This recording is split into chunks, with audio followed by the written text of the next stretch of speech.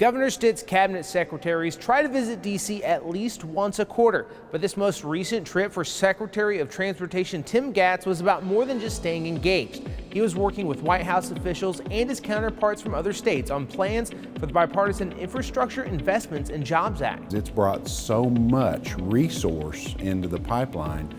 We really need to be sure that we're aligned with them and really got a clear understanding of what they're trying to accomplish so we can partner more effectively. We are just in the first year of the long-term plan that is the new Infrastructure Investment and Jobs Act. So, Secretary Gatz says meetings like the ones he had last week in D.C. are crucial to find out what exactly this means for Oklahoma and to make sure we're getting our fair share. It's idea exchange, it's vision exchange.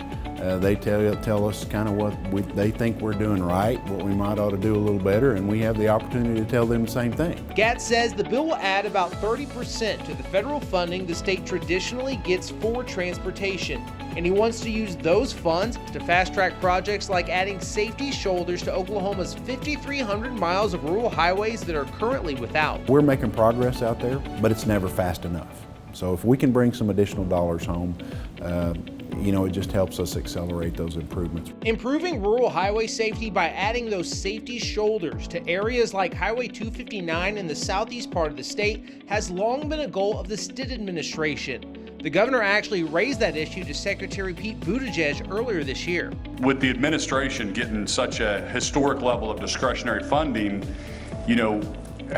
what are you going to do to help make sure that rural states with those rural highways, those shoulders, we've got a fair shot at some of those dollars. I want to applaud your choice to prioritize roadway safety. We just released our National Roadway Safety Strategy.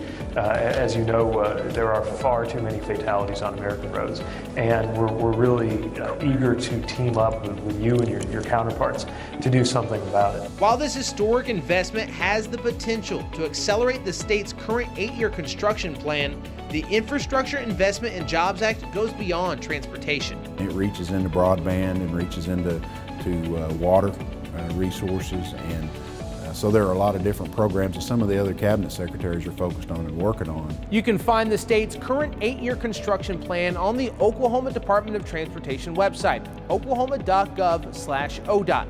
And for more top 10 news like this story, subscribe to the governor's YouTube page and check out the Top 10 News playlist.